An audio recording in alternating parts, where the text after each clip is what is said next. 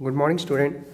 I hope you all well and your study going on also very well. Now, today I am going to start next video lecture for exercise for chapter 11 and chapter name is correlation. हम लोग जो है correlation के बारे में पहले ही से ही 3 lectures में ऑलरेडी डिस्कस कर चुके हैं. अब जो है मैंने आपको बताया था टाइप्स ऑफ कोरिलेशन, फिर हमने बताया था कि method of correlation. There are 3 methods: scatter diagram, Karl Pearson और फिर उसके बाद लास्ट था हमारा स्पीयरमैन. तो हमने कार्ल पियर्सन में मैंने एक्सप्लेन किया था कि कार्ल पियर्सन को निकालने के आपके कितने पास मेथड है. 4 मेथड है. पहला है actual mean method, direct method, shortcut method, step deviation method. Actual mean method में हमने बताया था कि आपको पहले मीन निकालना है, फिर इसके हिसाब से आपको कैलकुलेट करना है, जो मैंने इसको बहुत प्रॉपर मैंने एक्सप्लेन किया था. फिर उसके बाद मैंने आपको बताया था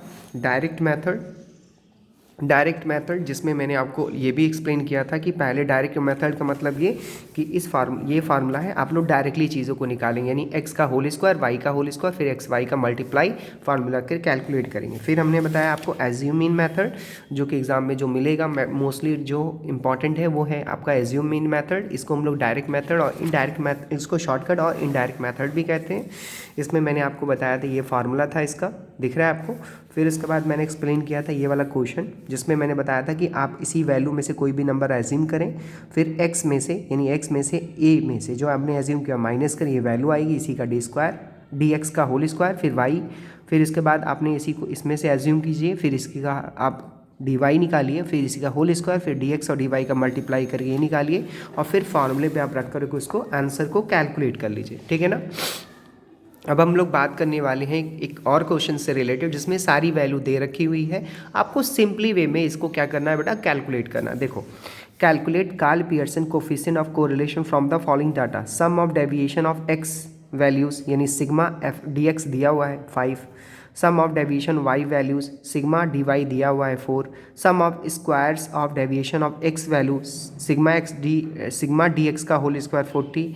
सम of square of deviation of Y values sigma D Y का whole square 50. Sum of the product of deviation of x and y values 32.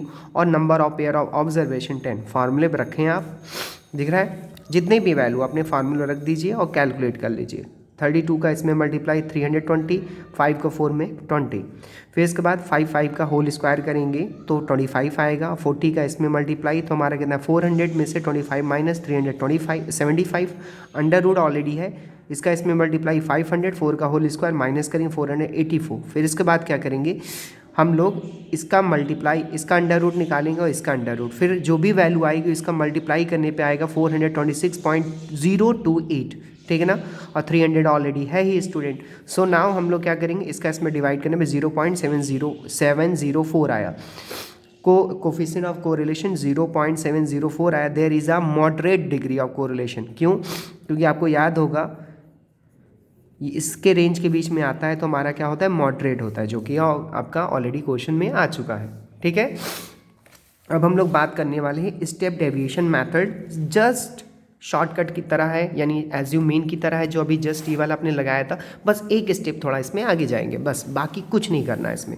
और इसका भी फार्मूला जो है सेम यही वाला है, ये जो अभी जस्ट मैंने लगाया, N sigma D X D Y minus sigma, एक second, minus sigma D X multiply sigma D Y upon under root N sigma D X का whole square minus sigma D Y का whole square multiply under root sigma D X का D Y का whole square minus sigma D Y का whole square. ये है आपका formula. आपको calculate करना है आराम से सिंपल वे में. बस इसी में डैश डैश लगा देंगे ना तो स्टेप डेविएशन हो जाएगा, जो कि हमने ऑलरेडी पहले बताया हुआ है. तो स्टेप डेविएशन को हम लोग पहले पढ़ेंगे. The use of step deviation method simplifies the method of calculating coefficient of correlation. Under this method, deviation of x and y are taken from assumed mean and are divided by a common factor. इसको हम लोग common factor में divide करेंगे.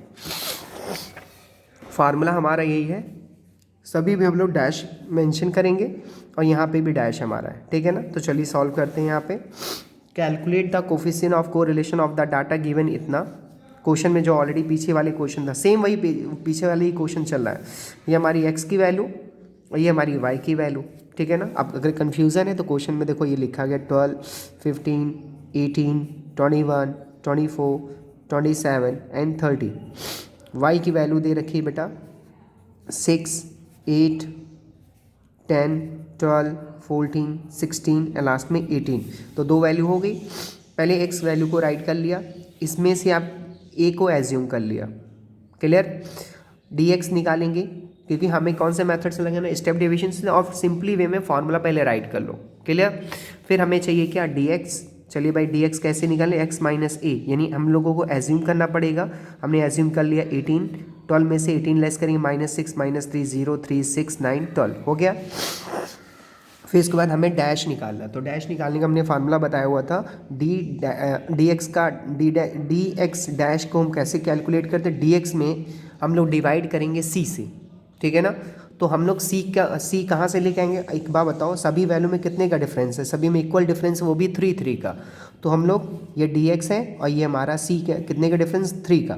तो हम लोग -6 में 3 से डिवाइड करेंगे, कितना आएगा -2, ऐसे -6 में 3 से डिवाइड करें -2, -3 में 3 से डिवाइड -1, 0 में 3 से डिवाइड करें 0, 3 में 3 से डिवाइड करेंगे 1, ये 2 3 4 हो गया। Sigma D x dash equal to 7 हमारी वैल्यू आ गई। फिर इसी का होल स्क्वायर कर देंगे, जो वैल्यू आई थी ये हो गई। फिर हम लोग y की वैल्यू को राइट करेंगे, फिर dy निकालेंगे। dy कैसे निकालेंगे, y में से a को माइनस करेंगे। a कितना एज्यूम किया है, 10 हमारा है। फिर इसके बाद आप माइनस करते चले जाइए, ये वैल्यू आ गई। फिर dy dash equal to dy upon C, फिर -4 upon two -2, -2 upon two -1, 0 upon two 0, 2 upon two 1, इस तरीके की वैल्यू आ गई। फिर डी वाई डैश का होल स्क्वायर कर लिया हम लोगों ने। क्लियर हो रहा है ना। फिर इसके बाद हम लोग क्या करेंगे, डी डैश वाई से हम लोग मल्टीप्लाई करेंगे, तो ये वैल्यू हमारी आ जाएगी। क्लियर? फिर हम लोग क्या करेंगे बेटा, सिंपल वे में फार्मूले को रखेंगे इस पर और कैलकुलेट करेंगे। अब हमारा देखो यहाँ पे सारी के सारी फार्मूले को यहाँ रखा। इन कितना है मेरा 7, sigma d dash sigma D x dash d Y dash कितना दे रखा है हमारा 35, सिग्मा डी एक्स डैश कितना है हमारा 7, और ये वाई वाला 7।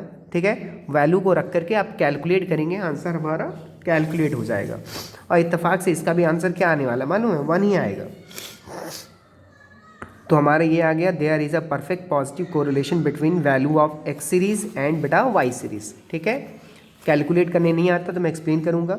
7 7 जा 49, 7 का 35 में मल्टीप्लाई 245, अंडर रूट है, 7 का होल स्क्वायर करेंगे 49 आएगा, 35 का 7 में मल्टीप्लाई करेंगे कितना आ जाएगा, 7 5 जा 35 के 5 कैरी, 7 5 से 35 के 5 कैरी 3, 7 3 जा 21 3 24, यानी 245। अब 49 को माइनस करेंगे 196 आएगा। सेम यहाँ पे भी वैल्यू।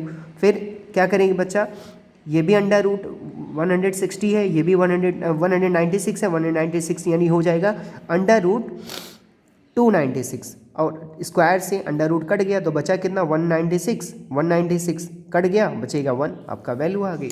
ठीक है, अच्छे से इसको सॉल्व करो, नहीं समझ आ रहा तो मैं एक्सप्लेन करूँगा। Thank you.